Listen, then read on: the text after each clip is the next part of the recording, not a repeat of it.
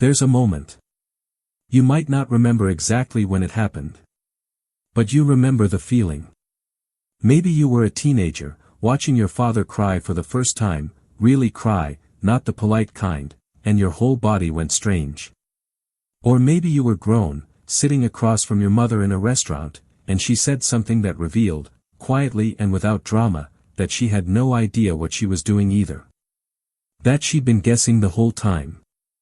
The ceiling cracked.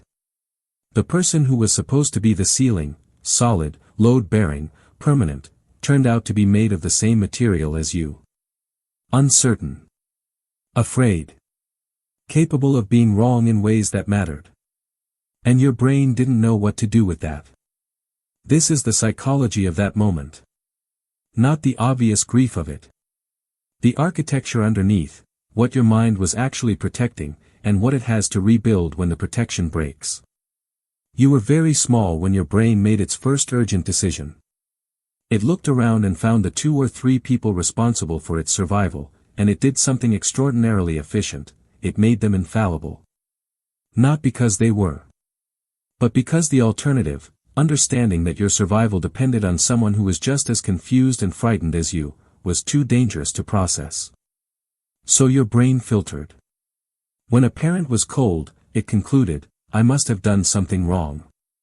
When they were absent, it reasoned, I need to try harder. When they were inconsistent, it adapted, recalibrated, found new strategies. Because the story where the parent is capable and the child is at fault is a story with agency in it. The child can do something. The child can fix something. The story where the parent is just a person, struggling in the dark the same as everyone else, that story has no action for a child to take. So your brain didn't write that story. It wrote a different one. A safer one. One where the person at the top of your world was fundamentally, reliably in control, even when all the evidence pointed elsewhere. Psychologists sometimes call this idealization. But that word makes it sound like a choice, like vanity. It wasn't.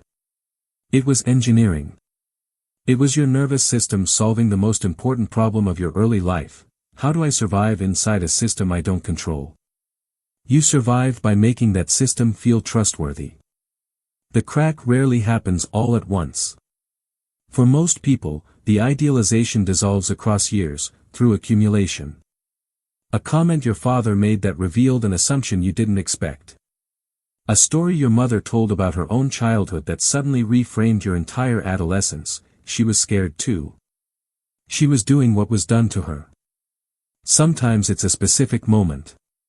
You call your parent at 32 because your life has come apart, and they don't know what to say. And you realize, they never knew what to say. You just used to be small enough that the words mattered more than the meaning. Sometimes it's a document. A letter. A conversation with an aunt who says something casually that rearranges your entire understanding of a decade. And then there are the people who watch it happen in real time, when a parent gets sick, or old, or lost in the specific way that aging makes people lost. When the person who once felt like the ground beneath you needs you to drive them somewhere. Needs you to explain something. Needs you to hold their fear. There is no preparation for this. Your brain was not told to expect this redistribution of weight.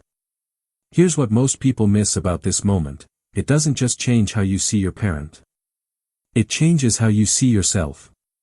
When the idealized parent collapses, something else collapses with it, the version of you that was defined in relation to them. If you grew up believing your mother was invincible, some part of your self-concept was built around being the child of someone invincible. If you grew up believing your father's coldness was about something you needed to fix, some part of your identity was organized around that project of fixing. When the truth arrives, that she was breakable, that his coldness had nothing to do with you, those structures lose their foundation. This is why the realization often doesn't feel like relief, even when it should. Even when you've spent years in therapy hoping to get here, hoping to understand that it wasn't your fault, that they were doing their best, that they were human, when it finally lands, it can feel less like liberation and more like loss. Because it is loss. You are losing a story your brain spent decades telling, reinforcing, defending. The nervous system doesn't celebrate when its oldest assumptions get revised. It grieves. What dies in that moment is a specific kind of hope. The hope that somewhere, somehow, someone in authority actually knows what they're doing. That there is an adult in the room. That the confusion you feel is temporary, because the people who raised you have already solved it. You were going to get there eventually. They were going to show you how. And then you find out that they never arrived either. There's a concept researchers use, differentiation. The process of separating your psychological identity from the people who formed it. Seeing your parents not as extensions of yourself, or yourself as an extension of them, but as separate, bounded, flawed human beings on their own trajectory. This is not automatic. The neural pathways built in childhood run deep. The associations between parent and authority, parent and safety, parent and truth, they were laid down before language, before memory, in the body's earliest learning. When you begin to see your parent as simply a person, with their own unresolved wounds, their own unexamined fears, their own versions of the same confusion you carry, your brain has to reroute. It has to build new frameworks for what authority means, what safety means, what truth can be trusted. This rerouting is not painless. Some people describe it as a kind of vertigo. Like the floor tilting. Like realizing that the map you've been using to navigate the world was drawn by someone who didn't know the territory. You don't throw the map away. You just stop trusting it completely. And then, slowly, you start drawing your own. Something real does open up on the other side of this. When you stop organizing your inner world around an idealized or feared version of a parent, you get access to something you couldn't reach before, yourself. Not the self that was defined in response to them. Not the self that was performing for their approval or managing their disappointment. The self that exists in the gaps they left.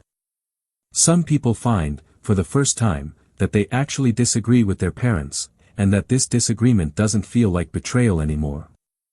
It just feels like having opinions. Some people find that they can sit with their parents differently now. Not as the child who needed something the parent couldn't give.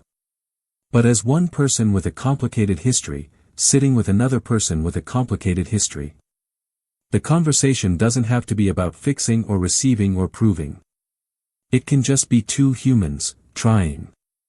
But here's what doesn't automatically follow: healing doesn't mean you stop feeling the original wound. Understanding that your father was absent because he himself never learned presence, that insight is real and it matters. But the child who grew up in that absence doesn't disappear when the adult brain finally comprehends. They are still there. They still want the thing they didn't get. Compassion for your parent and grief for your childhood are not opposites. They live in the same chest, at the same time. Your brain can hold both. It just takes time to learn how. There's a question that arrives, quietly, sometime after the realization settles. If they were just people, doing what people do, carrying what they were given, passing on what they didn't know how to examine, then what does that mean for what you carry? You were shaped by people who were shaped by people who were shaped by people who never had the language for any of this. The fears your mother couldn't name, she gave to you in other forms. The silence your father lived inside, you learned to furnish similarly. Not because either of you wanted this. Because inheritance doesn't ask for consent. But consciousness changes the equation. You can't undo what was written in you during those early years. The pathways were laid before you had a say. But you can become a witness to them. You can notice when you're reacting to your parents' story instead of your own.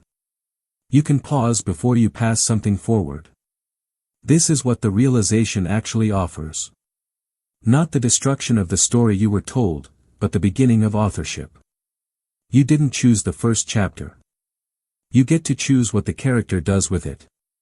The person you needed when you were small, capable, steady, already arrived, didn't exist. Not in your parents. Not in anyone. What existed were people who loved you imperfectly, which is the only way anyone has ever been loved.